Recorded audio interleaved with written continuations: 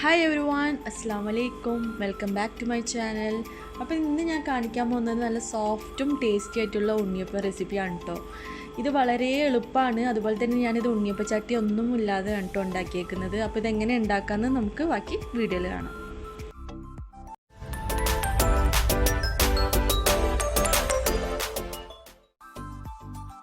നമുക്കിതിൻ്റെ ബാറ്റർ റെഡിയാക്കി എടുക്കാം. അതിന് വേണ്ടിയിട്ട് ഞാനിവിടെ 1 കപ്പ് അരിപ്പൊടി എടുത്തിട്ടുണ്ട്. പിന്നെ വേണ്ടത് 1/2 കപ്പ് മൈദ, ഒരു 2 ടേബിൾ സ്പൂൺ റവ എടുത്തിട്ടുണ്ട്. ആവശ്യത്തിന് ഉപ്പ് ഇട്ട് കൊടുക്കുക. പിന്നെ വേണ്ടത് ഒരു ചെറിയ പഴമാണ്. പിന്നെ ഞാൻ ഇതിലേക്ക് ഒരു 1/4 കപ്പ് ഇളം ചൂടുള്ള ശർക്കര നീരും കൂടിയും ചേർത്ത് നന്നായിട്ട് അരച്ചെടുക്കുന്നുണ്ട്.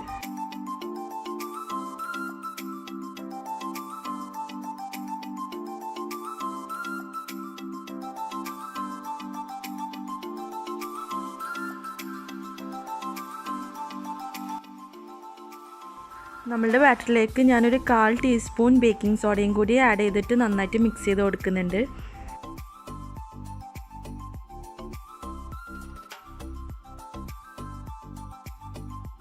ഇതിലേക്ക് ഞാൻ കുറച്ച് വെള്ളം ആഡ് ചെയ്ത് കൊടുത്തിട്ട് കുറച്ച് ലൂസാക്കി എടുക്കുന്നുണ്ട്. നമുക്ക് ഇത്ര തിക്ക് വേണ്ട, കുറച്ച് ഒരു ഫ്ലോയി കൺസിസ്റ്റൻസി ആണ് കേട്ടോ വേണ്ടത്. ബാറ്റർ റെസ്റ്റ് ചെയ്യാൻ വെക്കണമെന്നില്ല, നമുക്ക് അപ്പം തന്നെ ഇത് ഉണ്ടാക്കിയെടുക്കാം. ഞാനിത് ഉണ്ണിയപ്പച്ചട്ടി ഇല്ലാതെയാണ് ഉണ്ടാക്കുന്നതെന്ന് പറഞ്ഞില്ല. അപ്പോൾ നമുക്ക് വേണ്ടത് ഇതുപോലെ കുഴിയുള്ള ഒരു ചെറിയ സ്പൂണാണ്. അപ്പോൾ ഇതിൻ്റെ അളവിലാണ് നമ്മൾ ബാറ്റർ ചട്ടിയിലേക്ക് ഒഴിച്ചു കൊടുക്കാൻ പോകുന്നത്.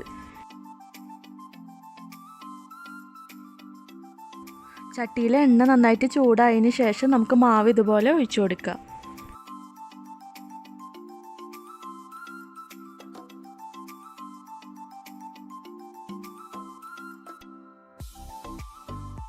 നമ്മൾ ഈ സ്പൂണ് വെച്ച് ഒഴിച്ചു കൊടുക്കുന്നത് കാരണം കറക്റ്റായി നമ്മൾ ആ ഉണ്ണിയപ്പച്ചട്ടിയിൽ ഉണ്ടാക്കുന്ന അതേ ഷേപ്പിൽ തന്നെ നമുക്ക് കിട്ടും കേട്ടോ.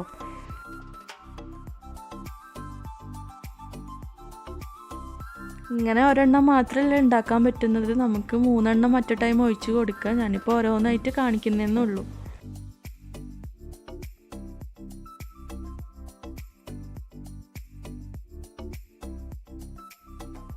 ഇതുപോലെ നമുക്ക് ബാക്കിയുള്ളതും ഫ്രൈ ചെയ്തിട്ട് എടുക്കാം.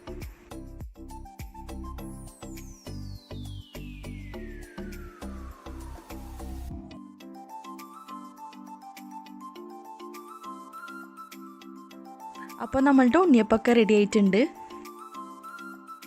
നല്ല ഈസി ആയിട്ട് പെട്ടെന്ന് തന്നെ ഉണ്ടാക്കാൻ പറ്റിയ ഉണ്ണിയപ്പമാണിത്. അതുപോലെ തന്നെ നല്ല സോഫ്റ്റും ടേസ്റ്റിയാണ്. അപ്പോൾ ഈ റെസിപ്പി നിങ്ങൾക്ക് ഇഷ്ടപ്പെട്ടു എന്ന് വിചാരിക്കുന്നു. ഇഷ്ടപ്പെട്ടിട്ടുണ്ടെങ്കിൽ നിങ്ങൾ ലൈക്ക് ചെയ്യുക. അതുപോലെ തന്നെ നിങ്ങളെ ഫീഡ്ബാക്ക് എന്നെ അറിയിക്കുക. പിന്നെ ആരെങ്കിലും ഈ ചാനൽ ആദ്യമായിട്ട് കാണുന്നുണ്ടെങ്കിൽ സബ്സ്ക്രൈബ് ചെയ്യാൻ മറക്കരുത്. അതോടൊപ്പം തന്നെ വീഡിയോ നോട്ടിഫിക്കേഷന് വേണ്ടിയിട്ട് ബെല്ലൈക്കണും കൂടിയും ക്ലിക്ക് ചെയ്യുക.